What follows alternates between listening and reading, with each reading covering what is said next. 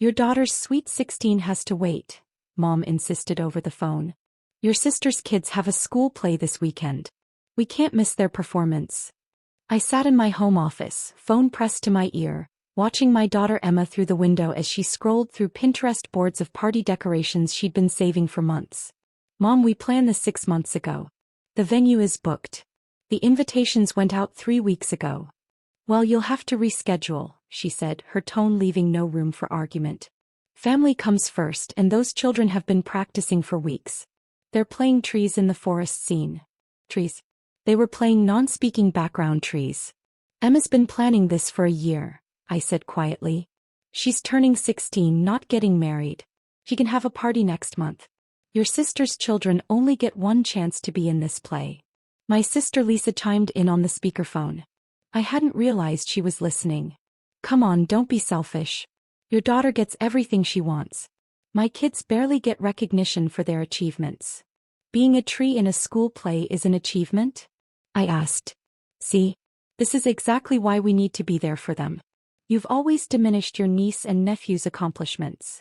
I looked at Emma again. She'd gotten straight A's this semester. She volunteered at the animal shelter every Saturday.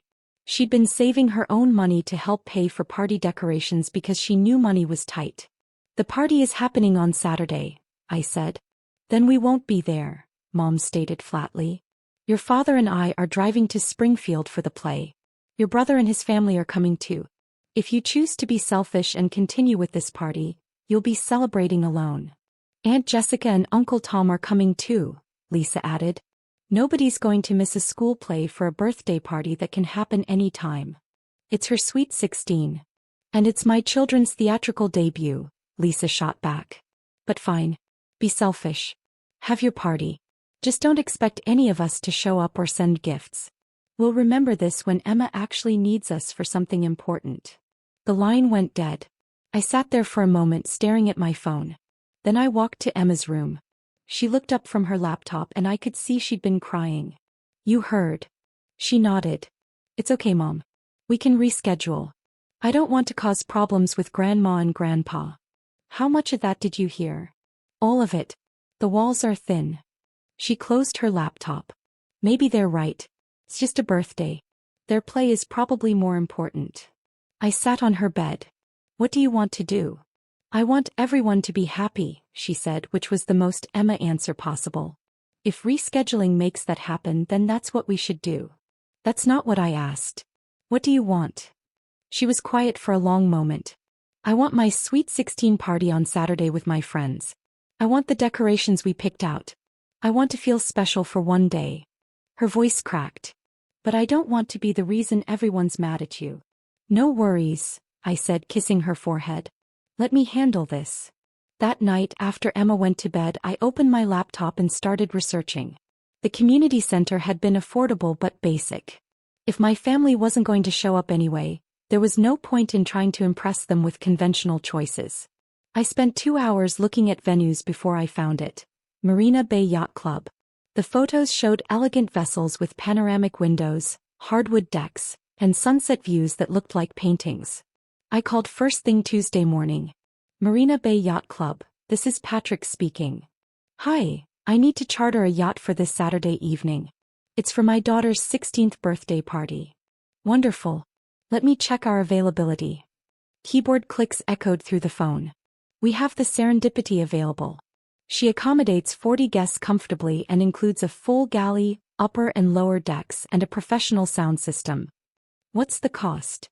For a 4-hour sunset cruise with our premium package, including full catering service, decorations, and a professional DJ, the total comes to $25,000. I didn't hesitate. Perfect. What do you need from me? The money represented 5 years of freelance graphic design work. Projects I took on after Emma went to bed, clients I'd built relationships with through networking groups my family never asked about. They assumed I struggled financially because I was a single mom. They never bothered to learn I'd built a successful side business. We'll need a 50% deposit to secure the booking, and I'll email you our catering menu selections and decoration options. Send everything over. I'll have the deposit to you by the end of business today. After I hung up, I sat back and looked at my savings account balance. This would make a significant dent, but watching Emma's face light up when she saw that yacht would be worth every penny. I spent the rest of Tuesday coordinating details. A florist for the rose arrangements, a photographer for professional shots. I even arranged for a small fireworks display to happen as we returned to the dock, which added another $3,000 to the total. $28,000 for a birthday party. My family would lose their minds if they knew. Good. I didn't tell Emma about the change in plans. I just told her the party was still on for Saturday and to make sure her friends knew. On Wednesday, Mom called again. I heard you canceled the community center, she said. Good. I'm glad you came to your senses. We can do something small for Emma next month, after all the play excitement dies down. The venue had a scheduling conflict, I lied smoothly. But the party's still happening Saturday. Where? I found another place. Well, we still won't be there. I just wanted to make sure you weren't wasting money on something when family isn't even attending. Noted, I said and ended the call. Saturday arrived with perfect weather. I'd told Emma to dress nicely and bring her friends to the harbor instead of the community center. The confusion on her face was worth it. Mom, where are we going? You'll see. When we arrived at Marina Bay and she saw the yacht with Emma's Sweet 16 spelled out in roses along the side, she burst into tears. Mom, this is too much. We can't afford this. Let me worry about that. This is your night. Your friends are going to be here in an hour. We have a photographer, a DJ, a full dinner service and a sunset cruise around the bay. No family drama. No competing for attention. Just you and the people who actually care about celebrating you. The party was magical.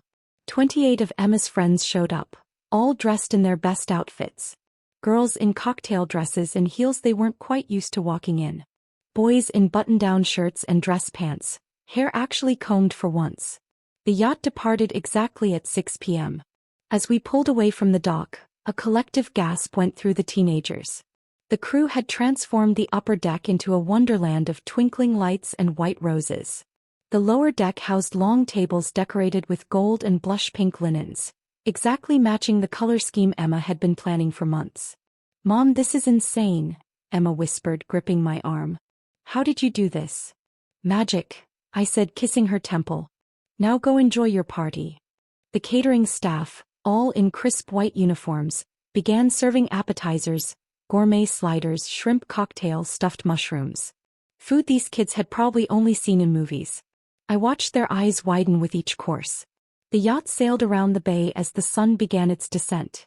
The DJ, a professional who'd worked celebrity events, read the crowd perfectly. One moment they were dancing to current pop hits, the next to throwback songs that had everyone singing along. Sophie and the other girls documented everything. The perfectly plated dinners, the moment Emma cut into her 3-tier cake, the sunset painting the sky in impossible shades of orange and pink, Emma dancing with her best friends, head thrown back in genuine laughter. I stayed mostly in the background watching from the upper deck railing.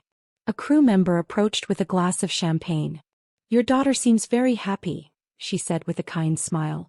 That's all I wanted, I replied. At 8:30, as darkness fell completely, the DJ called everyone to the upper deck. I told Emma about this part. Make a wish, I said as the crew brought out her cake, 16 candles flickering in the ocean breeze. She closed her eyes and I wondered what she wished for. Probably something selfless, knowing Emma. Probably world peace or for everyone to just get along.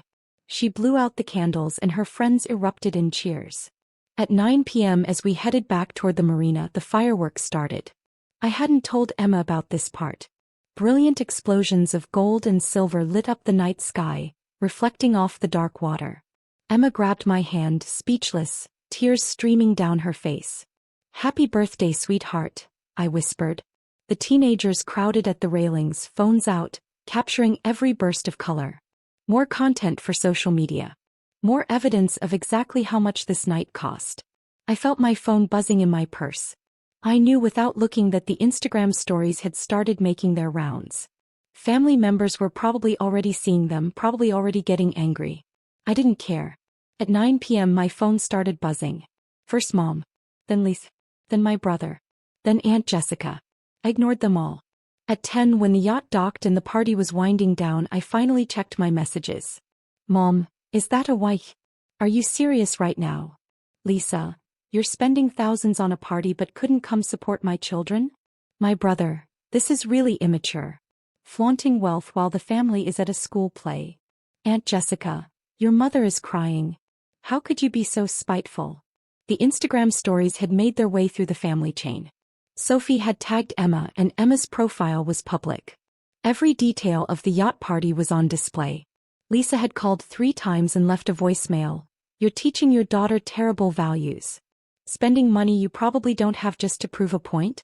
We were at a beautiful play supporting children who actually worked hard for something and you're on a yacht? Grow up. I texted back only to Mom. Emma had a wonderful sweet 16.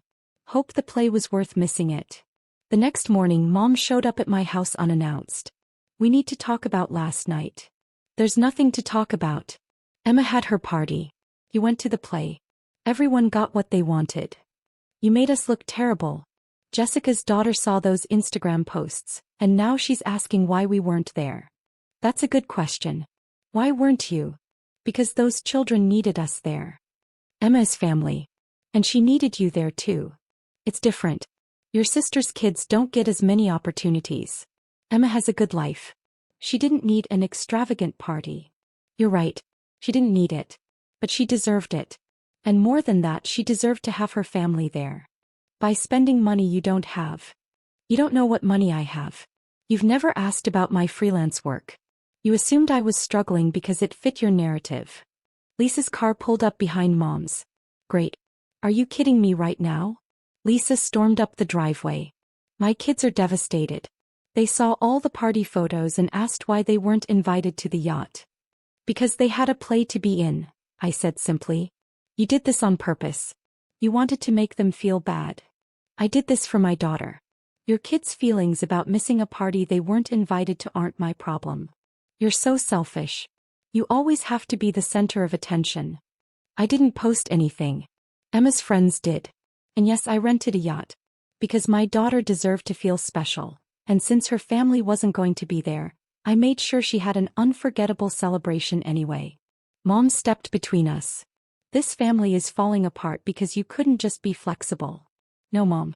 This family has a problem because Emma's sweet 16 was less important to you than watching kids play trees. You made that choice. I just made sure Emma didn't suffer for it. We were going to take her out for a nice dinner next month, Mom protested.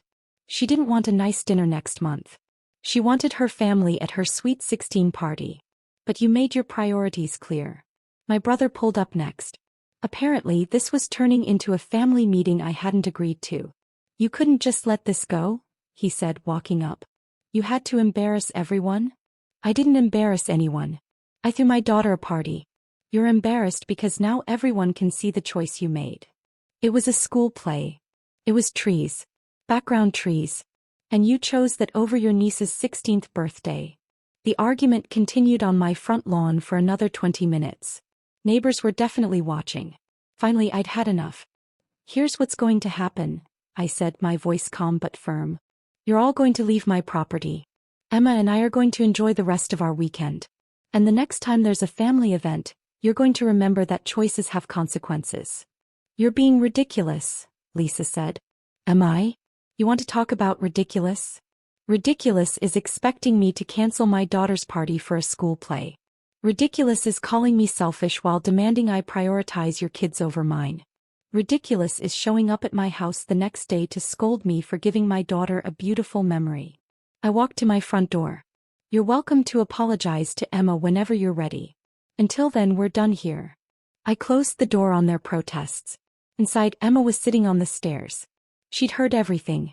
You didn't have to do that, she said quietly. Yes, I did. You deserved better than their scraps of attention. And you deserve to know that someone will always choose you first. She hugged me, crying into my shoulder. Thank you for the best birthday ever. You're welcome, sweetheart. My phone buzzed with more angry messages throughout the day. Family group chats discussing how inappropriate my behavior was, how I damaged family relationships, how I was teaching Emma to be materialistic. I left all the group chats and blocked the numbers that wouldn't stop. By Monday, extended family members who hadn't even been involved were messaging me, asking me to apologize and make things right. I didn't respond to any of them. What I did do was frame my favorite photo from the yacht party. Emma surrounded by her friends, genuine joy on her face, the sunset golden behind them. That photo sits on my desk now. A reminder that sometimes choosing your child means disappointing everyone else. And I'd make the same choice again in a heartbeat.